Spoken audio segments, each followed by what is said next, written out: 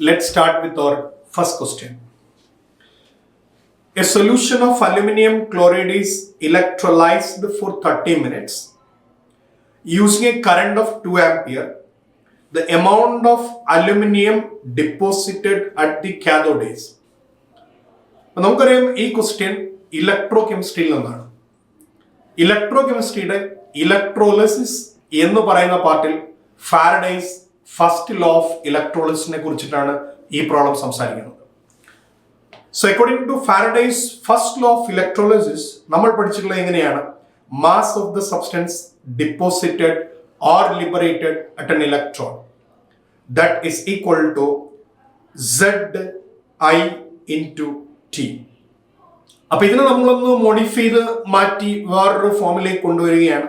അപ്പൊ അങ്ങനെയാണെങ്കിൽ നമുക്ക് ഡയറക്റ്റ്ലി എഴുതാം mass of the substance is equal to MIT divided by what we can write NF. So this is the modified form of the first equation. അപ്പോൾ ഇതിനകത്തേക്ക് നമ്മൾ എന്ത് ചെയ്യുക? നമുക്ക് ആവശ്യമായിട്ടുള്ള ആൾക്കാരെ സബ്സ്റ്റിറ്റ്യൂട്ട് ചെയ്യുക. അപ്പം നമ്മൾ ക്വസ്റ്റ്യൻ നോക്കുമ്പോൾ ക്വസ്റ്റ്യനകത്ത് ഒരു സമയം തന്നിട്ടുണ്ട്. Time T is equal to 30 minutes. അപ്പോൾ അവർ സമയം ചോദിച്ചിട്ടുണ്ട്. പക്ഷെ നമുക്കറിയാം നമ്മൾ ഒരിക്കലും സമയം എന്തിലല്ല, മിനിറ്റിലല്ല, പകരം സെക്കൻഡിലാണ് നമ്മൾ സബ്സ്റ്റിറ്റ്യൂട്ട് ചെയ്യേണ്ടത്. പിന്നെ I 2 ampere തന്നിട്ടുണ്ട്. Then molecular mass of aluminum, it is 27. Atomic mass of aluminum 27. N factor for aluminum, it's 3. And F value, of course, we are familiar. അപ്പോൾ അങ്ങനെയാണെങ്കിൽ നമുക്ക് എന്ത് ചെയ്യാം? ആ ആൾക്കാരെല്ലാം ഇതിനകത്ത് സബ്സ്റ്റിറ്റ്യൂട്ട് ചെയ്യാം. So when we do that, M is equal to mass of the substance. No, molecular mass of the substance is 27. And I value, what is I value? It's 2. And what's time? 30 into what comes there? 60. കാരണം നമ്മൾ സെക്കൻഡിലേക്ക് convert ചെയ്തു അല്ലേ? The whole divided by n factor. അലുമിനിയത്തിന് n factor നമുക്കറിയാം 3 ആണ്. And what is next? 96600.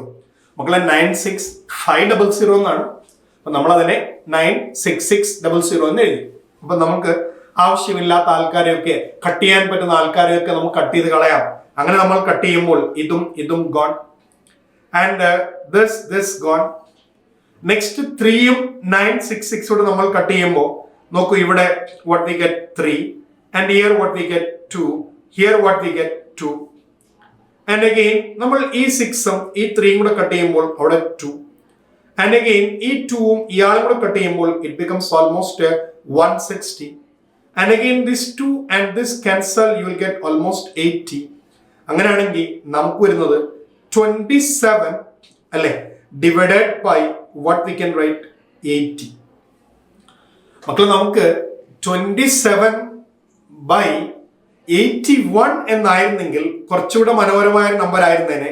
So 27 divided by 81 ആണെങ്കിൽ നമ്മൾ answer 0.333 ആണ്. അപ്പൊ നമുക്കിത് ഓൾമോസ്റ്റ് ക്ലോസ് ടു നമ്മൾ ആൻസർ ഓപ്ഷൻ 3. ഓക്കെ, അപ്പൊ നിങ്ങൾക്ക് ചെയ്യാൻ പറ്റുന്ന വാല്യൂസ് തന്നെയാണ് അവർ നമ്മുടെ ക്വസ്റ്റ്യനിൽ തന്നിരിക്കുന്നത്.